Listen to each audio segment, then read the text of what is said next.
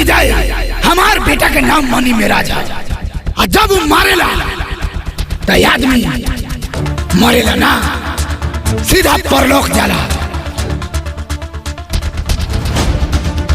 अंधेरी रातों में सुनसान राहों पे एक मसीहा निकलता है जिसे लोग शहंशाह कहते हैं।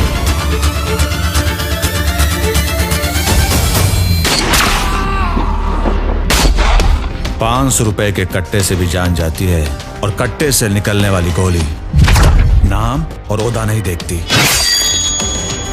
तू लोगों में से कोई ना बची।